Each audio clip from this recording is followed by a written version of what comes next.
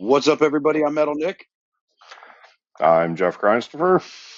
and welcome to episode number 107 of Vinyl Bang. Jeff, do you want to introduce today's guest? Today, Liz hit us up out of a post that Brooke Ann made. I believe that this is what prompted all this. Brooke is a mutual friend between the three of us, and put us in touch with Liz here, and so we're going to see what records we're going to bring to the show today. So everybody, welcome, Liz. Oh, yeah. Thank you for being on the show. I'm Shout happy to out, be here. Talk about records. It's my favorite thing to talk about.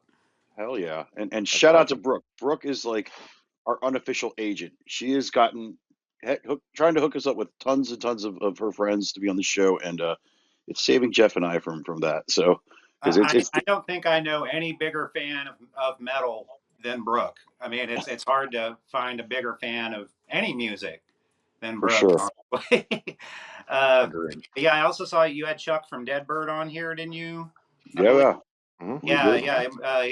He's a friend of mine too. So I've watched a Oh, couple cool. episodes and I dig it, and so I'm glad to be here. Awesome. Well, thank you again for taking the time to be on our show, and let's get right into it. What is the first record you want to talk about this week? Okay, well, I figured we'd start with some smaller ones here. I got a little stack of 7 inches here.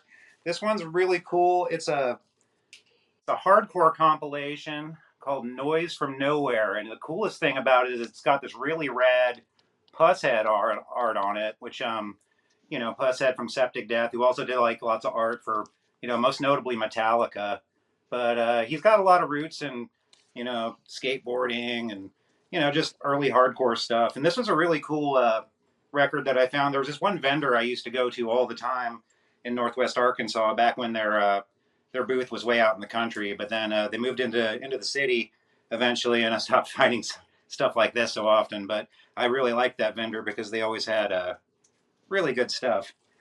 But Sure. anyway, then this one is really cool. This is a band from Fayetteville called Muscle Goose. Muscle Goose are I was involved with Muscle Goose. I was actually the plan was I was going to be their singer at one point, but and we were going to tour with Belushi Speedball in March of 2020, but that didn't happen. But Muscle Goose were pretty cool. They were an absurdist hardcore band. Their bass player Colin he's a stand-up comedian, so they had this really kind of absurdist element. They would have this golf solo at the end of the shows where they would kind of roll out a putting green. Like they had a guy that was always there and he would roll out a putting green. They just dump golf balls all over the floor and give people golf clubs, and just people would try to golf while people were, circle pitting and stuff. It was ridiculous. But Muscle Goose are pretty cool if you ever want to look them up. But like I said, I was also supposed to eventually be a singer for that band, but COVID messed that up. Next, here's a band everybody knows, Metallica, but this is a record maybe not everybody has because it came in sort of a little 30th anniversary kind of magazine, one of those like really expensive magazines they'd see in like Hastings and stores like that back in the day. But this was in. I didn't want to buy the magazine though because it was so expensive, so I actually shoplifted it out, which I don't recommend doing, kids. But that's how I had to do things sometimes back then. But the coolest thing about it though is they cover "So What" by the Anti Nowhere League, which everybody's heard that, but they actually do it live with Animal from the Anti Nowhere League. So that's the coolest thing about that record to me. Now, That's awesome. real quick, I want to pause this for a second. If Lars Ulrich sees this because of the whole Napster thing where we're stealing digital music, this was Yeah, not not even digital. premeditated. Your actual records, bro. Like Yeah, this this was not was premeditated. also a long time ago. Like I Um, have money now. I'm doing a lot better. So yeah, we're gonna have to direct Lars to our attorney Jeff Sisson. Um, yeah. um, so sorry, I played sorry. the Go fifth. ahead. I guess I don't know. This is a really interesting band. I don't really know anything about this band. This is called Judgment Day, but they're a cello oriented band. I just kind of bought this because it was cheap, and I found it somewhere for like $2 or something. And but anyway, like it turned out to be just like I went into it totally blind. But if you can find this is a really cool record if you like kind of neo cello music. Sounds that name kind of sounds hardcore, like a hardcore band. Yeah, yeah. I wasn't really, and the artwork though kind of throws it because the artwork doesn't look very much like a hardcore band. I was thinking maybe it'd be like a weird indie rock thing, but then it kind of threw me. Here's a band that I never hear talk about anywhere. I can't even really find this online, like uploaded anywhere. Desensitized. Live by our own standards. This, like all 4 tracks on this, are just straight bangers. It's from the late '90s. I want to say these guys were from somewhere on the East Coast, but I could be wrong about that. I don't really, like I said, I don't really know anything about these guys. I don't know if they put out any other records, but and it's a really kind of unassuming record too. It's easy to skip by it, but this is one of my favorite punk rock records actually. Desensitized. Hmm. Once again, there's a band that everybody knows. I got that from the cool vendor I was talking about earlier. This is Devo when there was actually De-Evolution on the front cover. I believe they sold this. I think you had to buy this at the shows, like in the late '70s, to get this. But this has got the songs on here actually have a different mix than on the first album. It's a lot more, I don't know, less clean, lot more filthy. So I think that's the one that Travis brought on our show. That was Yeah, I got that for probably less than what it's worth, I think, so because that we guy, I don't think he priced all his stuff correctly, which benefited me a lot. Yeah. when we had Travis Ryan on the show, he brought that out for a specific reason because I guess when that was originally put out on their late on Devo's record label, Bougie Boy, and Mark, I can't remember what's the singer's name? Mark Mothersbaugh. Mother's Bow.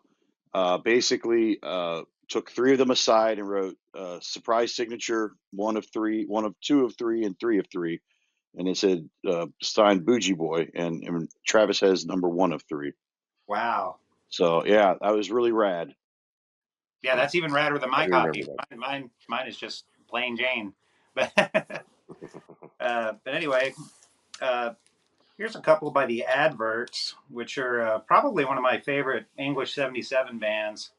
They just had a really great sense of songwriting that I really like. Just something also something fun. This song Gary Gilmore's Eyes. If you manage to get this on a single and you play it on 33, becomes a goth rock classic. Oh, That's nice. a, that's Hmm. a accidental discovery there. But okay, now we're gonna get into. I figure we show just like a little collection I've got right here. I'm really big on Wendy O. Williams. Oh, nice. Now, here's I think this is her first album. There's a picture disc of it. Doesn't really play that great because it's a picture disc, but it looks great on the wall, For sure. And I found all of these in the wild, by the way, which I'm pretty proud of. But That's got nice. their first one here. No Hope for the Wretched. It's really classic stuff there. All my buddies and I, when we first discovered the Plasmatics, it really blew our minds that there was a band like that. I I saw the video for The Damned on like VH1 in like 1998 or 1999, and I think it just kind of rewired my brain, kind of the way Guar does the first time you see him when you're a kid. But this one's probably my favorite, Coup d'etat. That one's really great. One of the So things I love this they look really hard on the back here, but this dog looks really stupid, which I think which kind of ruins the vibe. But I love that. I love that. That's really funny to me. so I never knew too much about Wendy or anything like that, and then I just recently watched that documentary that was on Hulu. I think it was called Into the Void, and there was Oh, an really? I didn't episode. know there was a documentary. There Well, should be though, so I'm glad there is well, one. every episode is. I think there's 7 episodes, and they're all about like different subjects. There's one about Wendy, and they talk about like all the horrible things that happened to her when they would tour, and when they mentioned there's one particular album that the Plasmatics put out that was produced by Gene Simmons. I believe that was actually the first solo album that Wendy did, but Okay, so it uh, wasn't a Plasmatics. it's got that big mid '80s reverby butt rock sound to it that Gene Simmons would approve of. Okay. Okay. But then just to zoom through them, here's the last two I got here. This one, Maggots, the record, that's an incredible record. This is actually the only one that's not an original because I could never find it. But they re-released this on Record Store Day a couple years ago, and I was finally able to pick one up. Oh yeah. So I need to go a little more into this. I am not familiar with plasmatics. Tell me about plasmatics. What are they? I mean, because like whenever Well, you the were going through them, you plasmatic. said kind of like guar. I mean, are they like metal? Are they like Well, pop punk? they kind of were one of the first crossover bands in a way because they had a metal aspect to them, even though they started out more as a punk rock band. But Okay, the longer they were around, like the more the ratio kind of went more metal, you know. okay, And Wendy O was just like kind of a big. Well, she was a kind of provocateur, like she, performed with shaving cream on her tits, that kind of thing, and uh, blow up cars on stage. They were, I think they were put together by their manager, who I think actually might have even like been dating her or like been married to her or something. So they were kind of put together sort of the same way like the Sex Pistols were, I guess. But they were a lot gnarlier. They were a lot of the subject matter was very, if it wasn't written to like provoke, it was definitely meant to, criticize society and everything. Actually, that's Maggots is probably the coolest one for that because it's kind of a conceptual record. It's got some weird dialogue stuff in between a lot of the tracks, and okay, uh, it just they had a lot going on. Like Richie Stotts, their guitarist, he was like 6.5 feet tall, and he had like a blue mohawk and would shave off his eyebrows and wore like a tutu and bondage gear on stage and stuff. And it was just uh, kind of big, overblown. It's kind of hard to describe, really. I actually the first time I heard of them was right after Wendy killed herself in '98. There was an article in Metal Maniacs on her. That's how I first heard about her. There was a big full page thing on her after that, and then I think not long after that was when I saw that first video for a song they did called "The Damned," which if you ever get the chance to see it, you can look it up. But it's a great video, riding around on a exploding Bust. bus in the yeah, desert, and she's got big spikes on her elbows, and it's great. Can't go wrong. Hmm. Oh yeah. Right on. Okay, I did like I say I just wasn't familiar. So Yeah, it's sort of a the plasmatics are kind of one of those like it's better to just kind of show you the plasmatics or something because I mean it's sure. it was just and they were only around for like less than 10 years too, and then Wendy had a brief solo career too, and but then she didn't do anything for about 10 years, and then she offed herself, and that was that. Gotcha. Right on. So I don't know. Let's keep going. I really like Zappa a lot. I don't know how you guys feel about Zappa, but this is one of my favorite Frank Zappa records. It's the Zappa and the Mothers live at the Fillmore East, 1971. It's made to look like a bootleg record, but this record's really great. It's got the Mud Shark routine on it, which is pretty funny if you don't know about it. It's actually a story about Led Zeppelin, but they weren't. I guess they didn't want to implicate Led Zeppelin, so they say the Vanilla Fudge the whole time in place of the story they're telling because they were cool with the Vanilla Fudge and they didn't mind if they made a mockery of them, I guess. But this is also my friend. I don't know if you've ever heard of. There's a guy named Blue Boy Orlis. And he was like a white blues musician, that kind of a hippie guy that was out of Fayetteville, Arkansas. But he was a record dealer, and he was the one that hooked me up with this because he really loved Zappa and he knew I liked this record a lot, and I helped him out with some stuff selling his records. So he hooked me up with this. So kind of nostalgic there because he's also not with us anymore. But Warfare. This is a really, really cool, like English kind of crossover thrash band, and just the cover of that is too cool. Oh my god, look at that cover. This guy obviously watched The Thing for a long time, but this is also I think Cronus from Venom actually produced this album. Like they had someone famous produce each one of their records. I think like Lemmy produced one of their records. Um, and also another weird thing about this band, they're one of the few bands I can think of where the drummer is the vocalist, which Nice. I can only think is like Exciter and Deceased and maybe a Mm. couple others. This one I'm going to have to cover up a part of my hand because there's actual nudity on it. This is Vox Pop. This was a band from L.A. The guy I'm covering up is actually Don Bowles, who used to play drums in the Germs. But some of these people went on to form 45 Grave. But this was a record they did before that when they were a group called Vox Pop. It's very spooky, kind of post-punky, LA freak rock. Well, kind of a gothy vibe, definitely spooky. Shout out the Germs. I mean, Darby Crash doesn't get better than that, you know? Rest in peace. Yeah. Speaking of, oh yeah, definitely.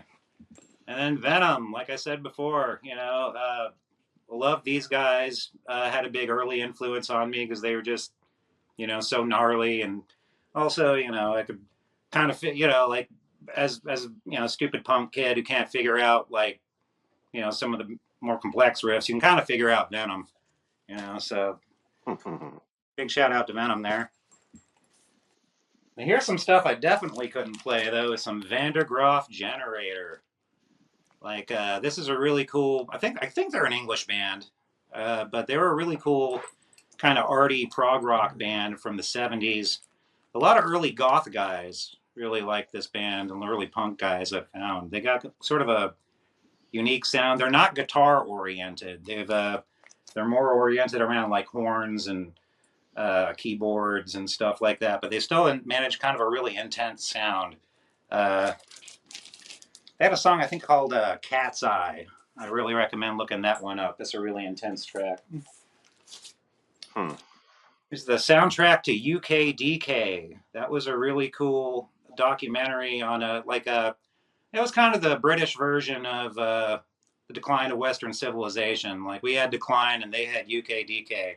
So this is a cool one. It's got the Exploited, Addicts, Chaos UK, Varukers, Vice Squad. A lot of essential early '80s second wave punk bands from England. This is my favorite Tubes record. A lot of people prefer the earlier records by the Tubes where they were doing more goofy stage stuff, but actually when they just started wearing suits and writing good songs is ironically when I like them the most. The completion backward principle. There's like a whole thing on the back of here. It's written like kind of in sort of like corporate '80s like entrepreneur talk, which is kind of, I don't know, it's like some Wolf of Wall Street kind of thing on the back, which is I can't get into all the text because it would take too long, but I thought it was really clever when I first saw it. Morris Day and the Time. I am simply entranced by Morris Day and the Time. I don't know. I think maybe it was Kevin Smith appearance. I don't know, when I was a teenager or something, but somehow over the years I've accumulated a lot of Morris Day albums. I really like funk music a lot, and I really like '60s music a lot. Sweetwater. Now this is a really cool band. They actually played at Woodstock, but I don't think there's any real good footage of them, and they're not on the album. You got to find like bootleg stuff to hear all that.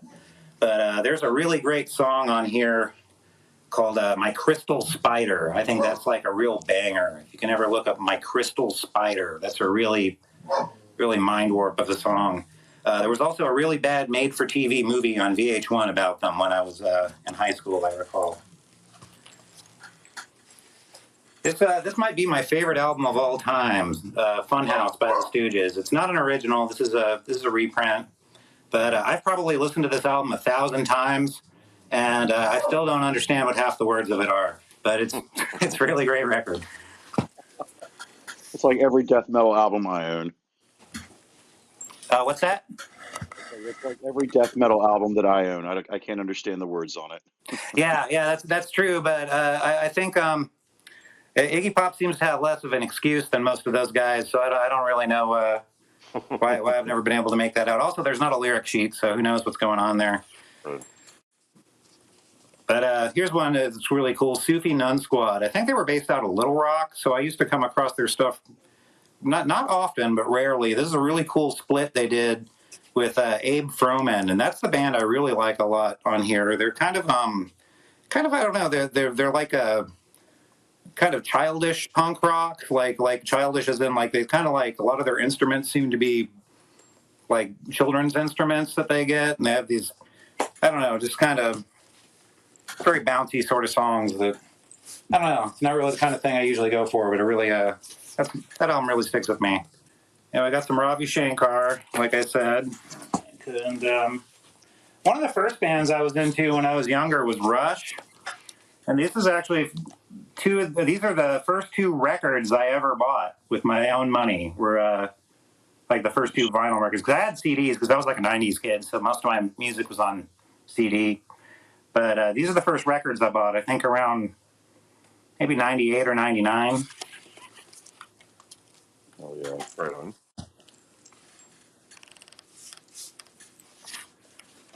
Return of the Living Dead soundtrack.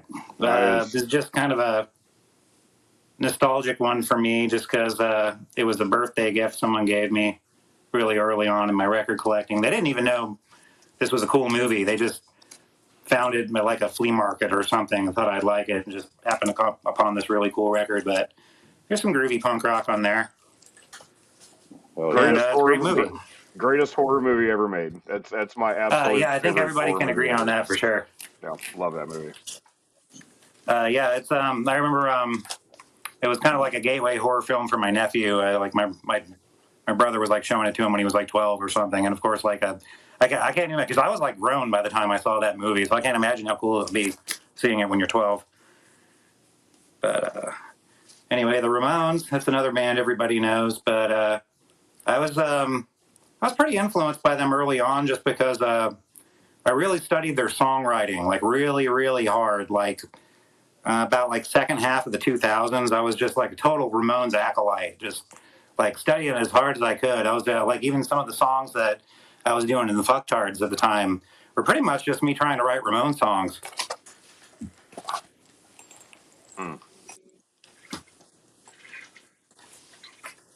Ram Jam, Portrait of the Artist as a Young Ram, the second and I think last album by Ram Jam, who are mostly known for their cover of Black Betty. But this is actually a really great late 70s metal record, or just hard rock record, I guess you'd say. But I love this dude on the back. Check this dude out. They don't make them like that anymore, baby. Like I said, I like 60s music a lot. This is the Poppy Family. I actually didn't really know them until the last couple of years. My girlfriend Vicky actually turned me on to them, but they were a really cool band. I recommend checking them out. Some Charlie Poole and the North Carolina Ramblers. These are guys who were kind of playing bluegrass before it was codified as bluegrass, apparently. I bought this record and then asked my dad about it, because he's a real encyclopedia of early bluegrass stuff, and he was actually able to give me the whole rundown on these guys because he knew all about them. I just happened to find this somewhere, but it's a kind of an oddball record in my collection, considering everything else in it. But that's a really cool record if you ever come across it. Let's see, Pebbles. Now, Pebbles is kind of like that Nuggets. Kind of like, yeah, you're familiar with Nuggets? Those garage rock compilations came out like in the 70s. Like, I don't know, they were, I don't know, they were kind of influential on a lot of like early punk rockers and stuff, because it was just kind of compilations of early garage rock stuff from the 60s. But Pebbles was like kind of a takeoff on Nuggets. Like, I think a guy in Australia was doing these, and I think he might still be doing them if he's still alive. He put out like a bazillion volumes of this, because this is like Pebbles Volume 9, and it was, I think, still the 70s when he put this out. So, Right on. Okay, here's one. We're gonna get into my Hawkwind collection now. This is a big thing for me, because my favorite band is actually Hawkwind. Most people in America just, if they know anything about Hawkwind, they just know that was the band Lemmy was in before he formed Motorhead. But In England, they're pretty well known because they had a couple of pretty decent hits, and I got like a 10-inch of them here. It's kind of an obscure one. And this one's pretty obscure. This is a one-sided record that came in a book I got about them. And this is a re-release of their Urban Gorilla single. That one's really cool. I actually stopped playing that one on the radio because I think there was like a bombing somewhere at the time, and they were like, "Oh no, Urban Gorilla, we can't play that," Then let's see. We've got the first one here. This is a reprint. Most of my stuff's original, but this one's a reprint. Mm-hmm. Now, just to reiterate, this is the band that Lemmy was in before he was in Motorhead, correct? Yes, he joined while they were still touring and stuff for their second album, and he stayed with them through their fifth album, if I am remembering chronologically. So he left the band in '75 and went and formed Motorhead, and we're all the better for it because then we got Motorhead and Hawkwind. So, okay. And anyway, he was better off in Motorhead, although, by his own admission, he probably would have stayed in Hawkwind if they hadn't kind of forced him out. But In Search of Space, their second one, this one's really cool. This is when they started to get like really kind of droney and heavy.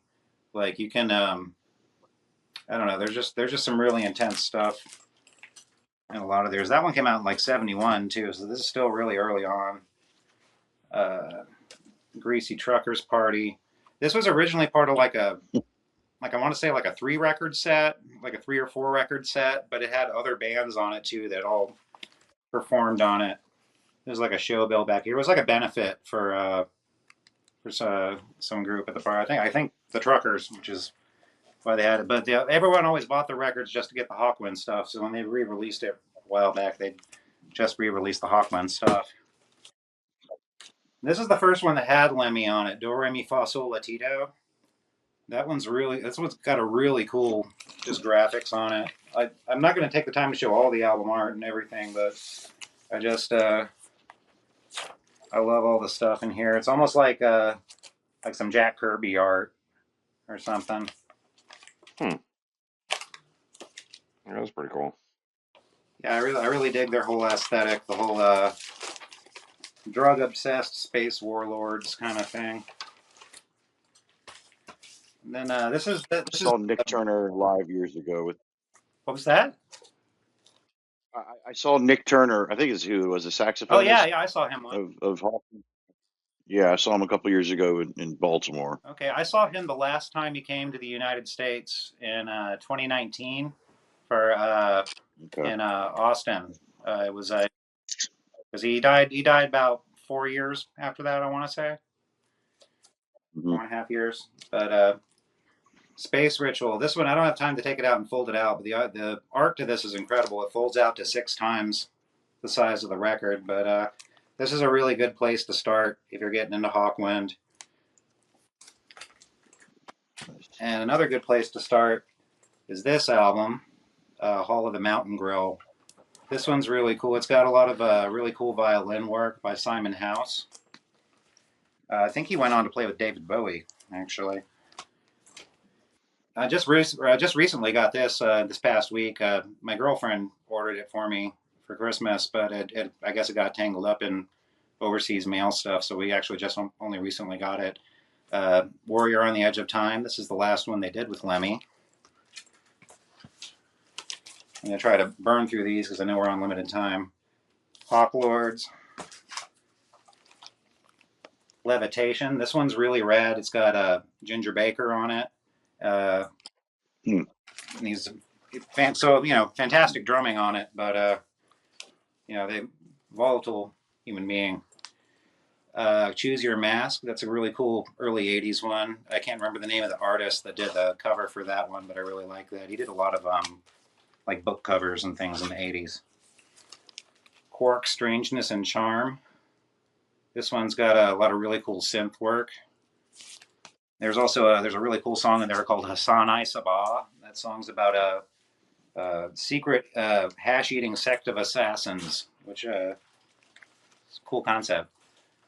Live Chronicles. This one might be my favorite. It was disintegrated in someone's attic before I got a hold of it, but the vinyl stayed in good condition. So I benefited from that. This is an early '90s one. They did. Alan Davey was playing bass for them by them. I'm in contact with him and actually bought a bass from him a few years ago. Awesome. Yeah, but that's a really cool early '90s one. This one came out in the '90s, but it's a live one from the late '70s when they're on the All the Mountain Grill tour. It's BBC sessions. That one actually has the only appearance on record of Stacia, who was their dancer, and who I'm friends with. She's a very nice person, so shout out to Stacia. This is a compilation or like a live album, I guess, that Cleopatra put out because they're always putting out Hawkwind stuff, and I find some of their records are kind of questionable, but they do like Hawkwind a lot, so I guess they get off a little bit for that. And this is an obscurity compilation called Dark Matter. Wow, Some pretty interesting artwork. Yeah, sure. yeah. Always very That one's got like almost like a Mayan thing or something like a. Mm-hmm. Let's see. I got to see Nectar on their 50th anniversary tour. They came through Fayetteville, Arkansas. I saw them literally the week before everything closed down for COVID back in 2020. But I dig Nectar a lot. I think they're a cool band. And this is kind of on the opposite spectrum there. Nausea, some classic Crust. If anyone has like a cursory knowledge of Crust, they generally know Nausea. Mm-hmm. And speaking of Motorhead, like earlier, I've got their technically first album on Parole, even though the first album released was the self-titled. This was actually the first one they recorded, but the record company was like, no, I don't want that, and put it on the shelf. And then after Motorhead became really popular a few years later, they're like, oh, we better put that out. So this is actually technically the first Motorhead album, and this is also the first release of it. Usually when you see later releases of it, it's got a really different artwork. So I scored that somewhere. And Nice. Awesome.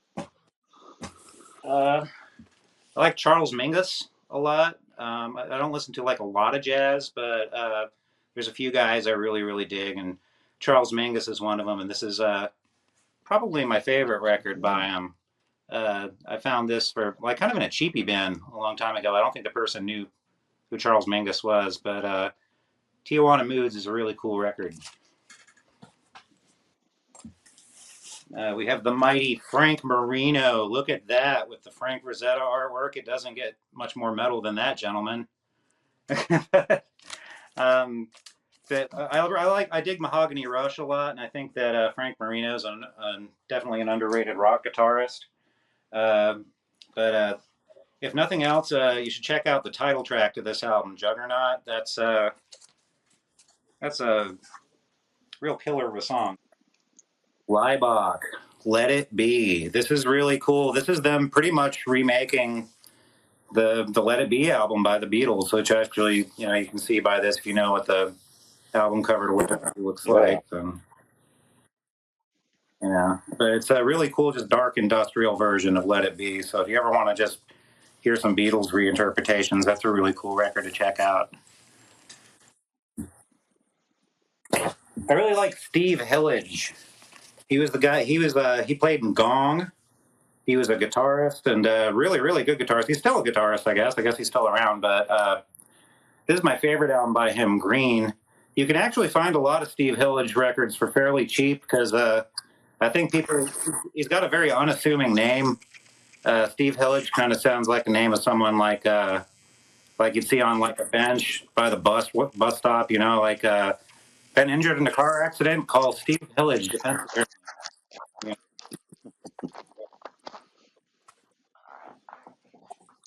Cool. Okay, now back to the metal. Here's some Hellstar. I believe they're from Texas. They're really cool. I guess nowadays you'd call them like trad metal or something like that. But just really cool old school stuff. That was a record I scored when I was a lot younger, and I was really dug listening to that. Here's an even cooler record, Hellion. Do you know these guys?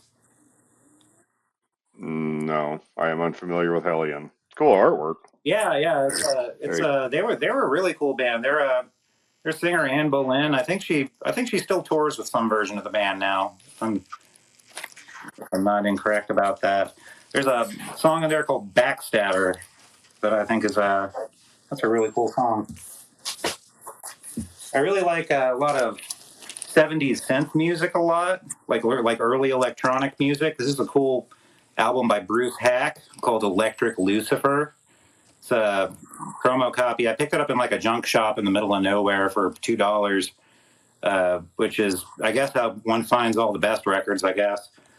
But if you ever want to just get into some really just kind of very unique, hard to describe music, then Electric Lucifer by Bruce Hack is the way to go. He actually made this was his first serious record, or like psychedelic kind of record, I guess you could say, after he'd mostly made eccentric children's records in the 60s.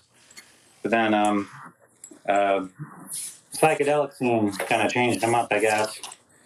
And speaking of early synth music, here's Black Mass Lucifer by Mort Garson. This album, most people know Mort Garson because his album Plantasia became really popular a few years ago for whatever reason. Let me take this out here so you can kind of see this. There's a lot of like demonic kind of stuff, like kind of satanic crap on here that you can't really see until you kind of get the angle on it. That's awesome. Yeah. I think they reissued that a few years ago, so you might be able to find a copy of that. That's a really cool record. But people seem to have finally rediscovered Mort Garson, so that's good. Garmin Bosia. This is a really, really unique crust band. They were on Profane Existence, which was, I think they were based out of Minneapolis. That label was anyway. But I think this band was from maybe the Pittsburgh area, but they were really unique in that they had like a cellist in the group. There were like 3 people singing. 2 of them were women. They're really kind of dark and atmospheric for like a crust band. They verge on almost like black metal or something on a lot of the record. And I don't know. I don't hear people talk about this band very often, but my friend, my late friend Matt Renix, who's a member of a band called War Cola at the time, that he's who I kind of through a series of people eventually got this record from. But he was a buddy of mine. He played in a lot of really big bands like Total Chaos and Blitz. But here's how I got that record. The Fugs. I love the Fugs. This is like the filthiest record from the 60s you're ever going to hear. It's hilariously filthy. Golden Filth is like, I don't know, it's hard to, I didn't know that they put out records like this in the 60s until I heard it. My mom actually saw the Fugs in New York in like 65 or 66 when she was like 18 years old. And she was kind of horrified, I guess, because she didn't even know that like what half the stuff they were talking about meant at the time, I guess. But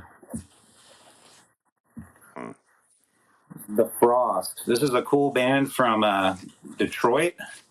They, I guess, if you're into like Stooges and MC5 and that kind of stuff, like they were one of those bands that were never as big as those other bands, but this is a really cool record if you can find it. All the live stuff on it was recorded at the Grandy Ballroom, just like Kick Out the Jams was. So if you're into loud late 60s Detroit rock, got the first LP by DRI. There you go. This is actually, I'm lucky. I've still got I've got like the Xerox inserts and stuff. These are just like Xerox pieces of paper in here. It's amazing. There's just some kid was Xeroxing pieces of paper to stick in here, 45 years ago. And No, wait. Hold on. Now that's an original. That's an original. This is an original. Yeah, hold on. Flip it around. We can linger on this for a minute. Hold on. Yeah, because that's part of my childhood. That one I know. That one I'm a big fucking fan of. And the only thing I ever found was a bootleg of it. Yeah, no, this is an original. Hold on, I've got the there's a little Xerox flyer. Wow. Yeah, that's rad. Hold on, I think there's something else in here too.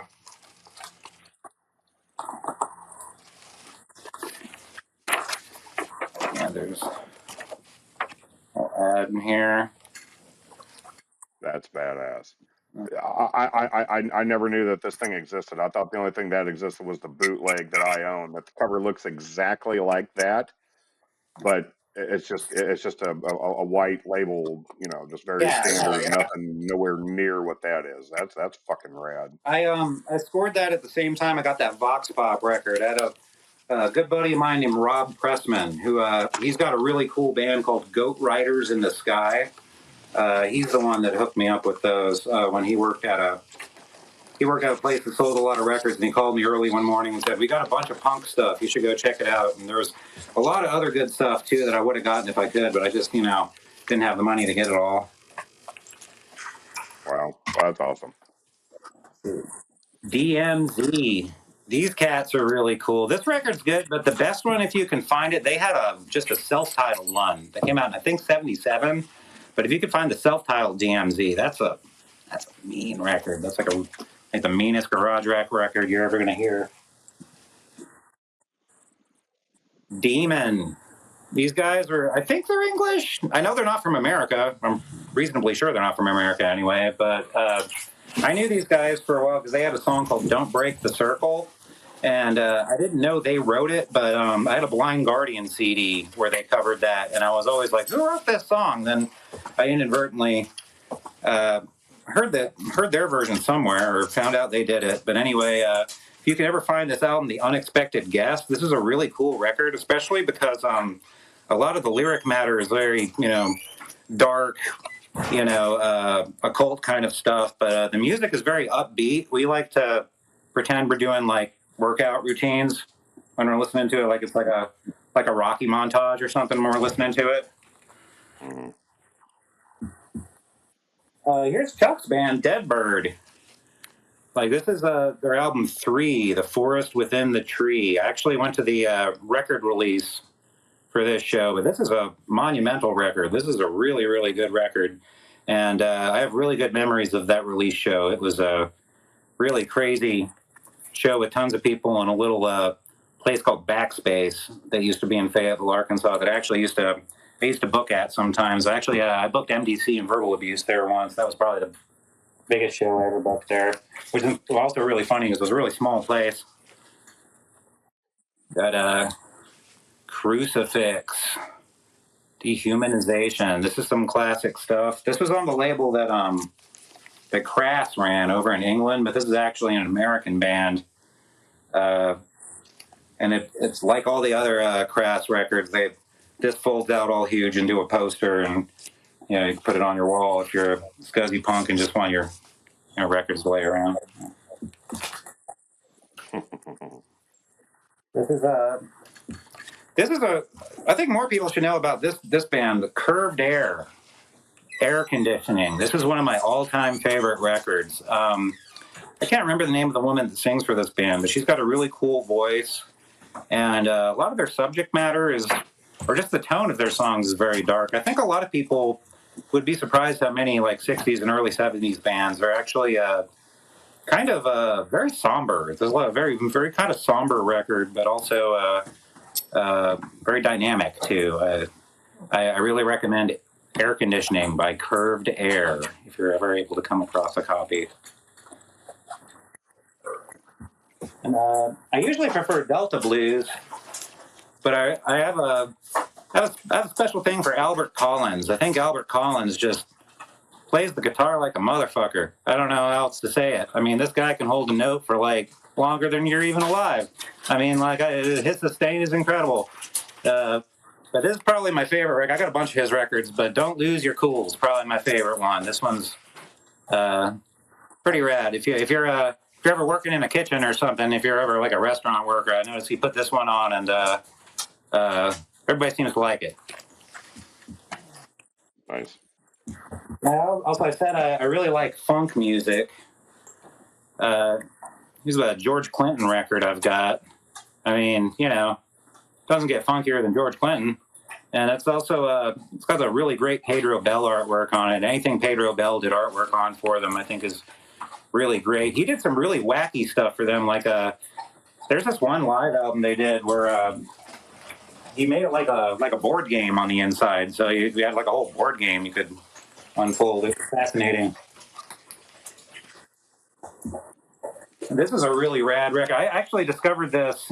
Like I worked at a flea market, and this guy brought in a bunch of records. It was mostly just standard 70s classic rock, but this was in there.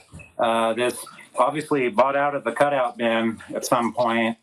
Chastain, the voice of the cult, and I'd never heard of Chastain at this point, but I really like I guess what people would describe as like trad metal now, and I just put it on the house stereo of the place I was working at, and I was like, this record kicks ass, I can't let anybody else buy this, and so I brought it home, and eventually I found out like the last 15 years or so, I guess, people started to kind of find out about Chastain, and actually their singer, Leather Leone, she actually has a solo album she put out a year or two ago. It's actually really good.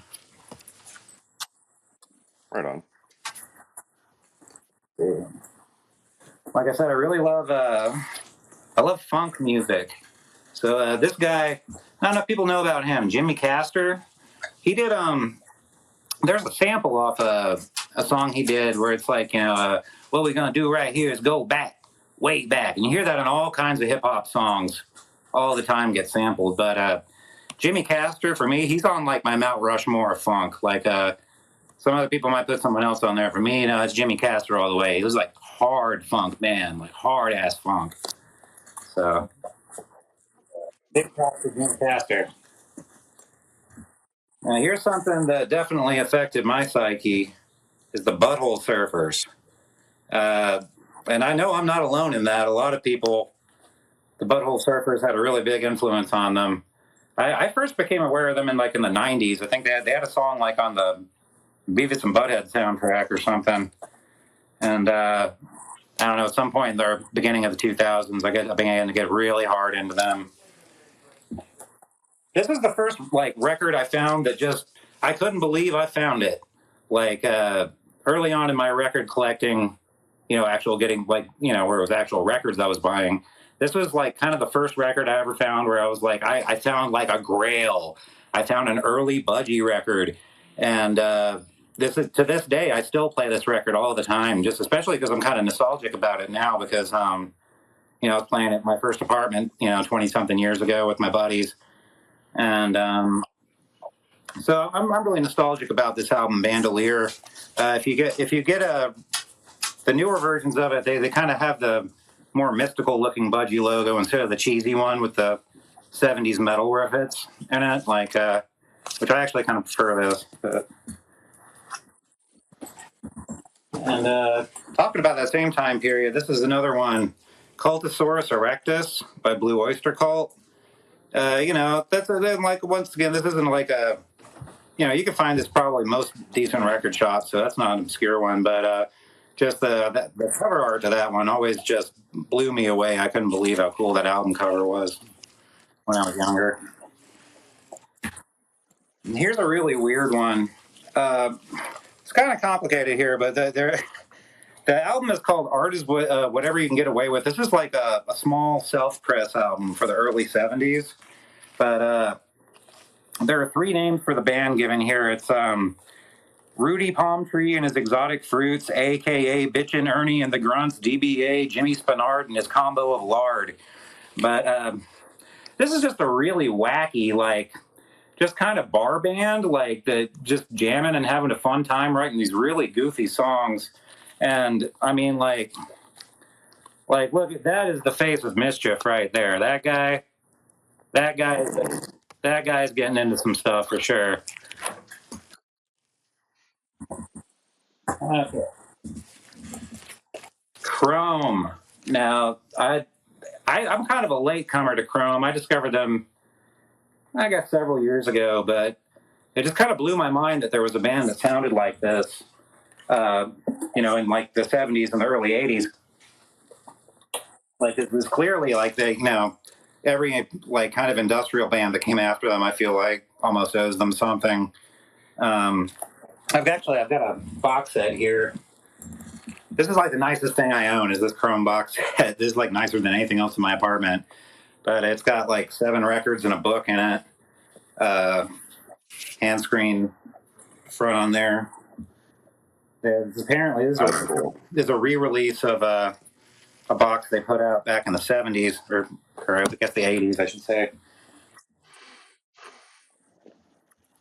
Now, like when I was younger, I didn't know like any trans people that were playing rock and roll, but I discovered Hedwig and the Angry Inch, and I could at least pretend there was a trans person playing rock and roll. And I still think that of most rock operas seem to be written by people that don't really understand rock music that well.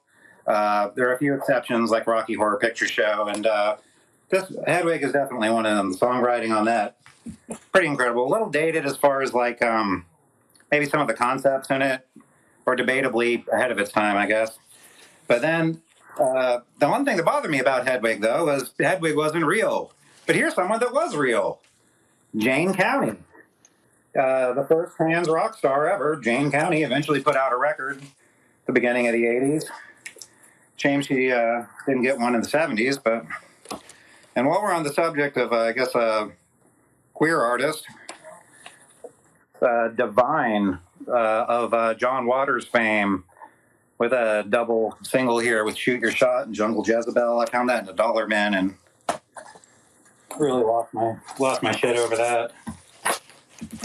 Here's a kind of an obscure Howlin' Wolf I've got. Like I said, I really dig Delta blues a lot. Howlin' Wolf is a really essential step, I think, for if you're into rock music. Like Howlin' Wolf is a instant way to kind of understand the blues, because if you like rock music, you're probably going to like Howlin' Wolf because he's just so raw.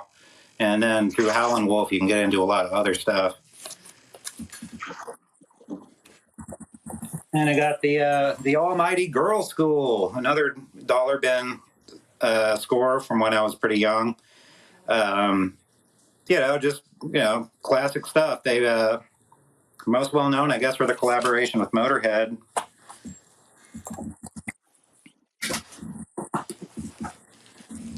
Here's a lot of like Hawkwind related stuff. Like there's a lot of like Hawkwind family tree stuff I've collected over the years.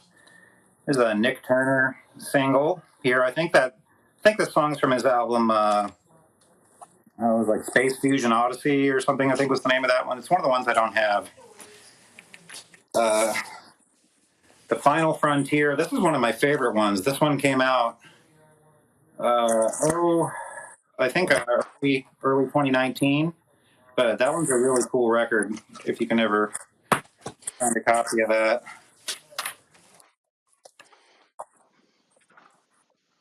Ooh.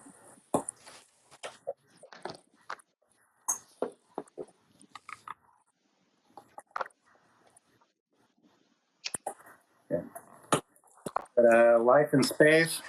It's another one by him. That one's really cool. It's like white vinyl. I don't see white very often. Or at least not on the records I buy, because they're always, like evil swirls and stuff. Thanks. That's another cool one. But here's one that we should stop on and talk about for a while. Nick Turner's first solo record he did in the late 70s after he kind of got kicked out of Hawkwind. This is a really, really crazy record, Exit Into Today. But Exit Into Today was all the flute parts to this were recorded inside the Pharaoh's tomb of the Great Pyramid in Egypt. But sorry, my dog's barking there. But all the flute parts in this were, like I said, were recorded in like the Pharaoh's tomb and the Great Pyramid in Egypt. He actually managed to finagle the locals into letting him in there for a couple hours or whatever. So he got this huge resonance in there. and it's really, really rad. And this is one of those records that's just really cool because it's got that weird story behind it. Michael Moorcock and the Deep Six. Now, this is Michael Moorcock is a writer. He's most famous for creating the Elric books. But I actually saw him when I saw Nick Turner. He performed with him, and this was a really cool album he did a few years back. It's almost like I tell people it's like a conceptual country record, but it's just I don't know. It's hard to describe. Live at the Terminal Cafe. If you can ever find Live at the Terminal Cafe, I can't really describe it that well because I don't really know any other albums that are like it. This is the second Hawkestral album, Pioneers of Space. That bass I bought from Alan Davey actually got played on the title track to this, so I get kind of excited when I hear that track. Nice. It's the first Hawkestral album. This is Alan Davey, that bass player I was talking about. This is a really cool concept album he did called Sputnik Stan. It's about this guy that lives illegally in space and sells junk he gets out in space to various people, and it's the sequencing is amazing because it's conceptual. There's story stuff in it. But the first record is side 1 and side 4, and sides 2 and side 3 are the second record. But the second record is a DJ single, like a 12-inch DJ single, and it actually has like a radio DJ talking, like that part of the story has. So it's really kind of brilliant that they segue into like a DJ at one point in the record, and they actually have a DJ record that you play during that. There's also like a poster in here that's kind of crazy, and there's also actually a full-size comic book in here that's the lyric booklet. So that's this album is just nuts. If you can find Sputnik Stan by Alan Davey, that's kind of a gem not a lot of people know about, especially if you have the physical album. There's a lot of candy in there. Eclectic Devils, that's another one by him. That one's signed. Chaos Delight, that's another Alan Davey. Robert Calvert. It's a live album. This has a different cover than the original, but that's a cool record if you can groove on it. I don't like Calvert as much, like sacrilegious to some of the Hawkwind people. I really don't like Calvert as much as like some of the other guys. But, I mean, he's still good. Then this one's really great. Bedouin. Time is Made of Gold. This is a great record. It's very, very atmospheric. If you ever want to like close your eyes and pretend you're in the desert, that's a great album to do it too. Okay, I got In Ecstasy by Nina Hagen. This is a really great new wave record. Like she's just bonkers. She kind of became weird and crazy the older she got. So I don't really know about her as a person as much anymore. But this record, at least in the mid '80s, Nina Hagen In Ecstasy. What a cool record! Like this was the soundtrack of like summer 2015 for me. Live Skull, Dusted. They're kind of a hard band to describe. Sort of a post-punk kind of a thing. I discovered them when I was reading about the Butthole Surfers once. But this is probably my favorite album I have by them, Dusted. It's a very moody record. Then we got Lords of the New Church, which they were kind of the first punk rock supergroup. No one ever really mentions that when they're talking about them. But I mean, they had Stiv Bators from the Dead Boys and Brian James from the Damned, and I can't remember his name, the guy from Sham 69 on bass. But this is a great record. All of the Lords of the New Church stuff, if you can find any, because they didn't do a whole lot of stuff, but any of their records were really cool. And let's see. Here's the last one I'll mention here. Twink, Think Pink. Now this would have a very different connotation if this album came out nowadays. But in the early '70s, this was maybe a little bit different thinking here. Twink was one of the guys from Pink Fairies, who were kind of like early proto-punk sort of band. But they played in England a lot back in the day. They did a lot of shows with Hawkwind. But Twink put out this solo record, and it's kind of crazy. If you like a all that weird stuff that like Sid Barrett did. Like you'll probably like this. So Oh yeah. I guess that's it, guys. Oh yeah. That's quite a collection. I mean, out of the 84 bands that you mentioned, I knew 4 of them. That's a very obscure because like a lot of obscure albums with this one. A lot of shit I've never heard of before, and very, very informative. I mean, very cool. There's a lot of music out there I was unaware of. Well, there's nothing that I like more than subjecting people to my to my rants about my record collection. So you got me on the right subject for sure. You're on the right show to do that too. So, Yeah. well, Liz, thank you so much for your time and breaking out all those awesome records. That was really cool. Uh, we want to thank Glad to be everybody. here anytime. I'll try to send some cool people your way if I find any. We appreciate it. Absolutely. Thank you, everybody, for tuning in this week. Thank you to Liz for all your time and all the great records. We will see everybody next week. All right. See you guys. When the final bang, bang, bang.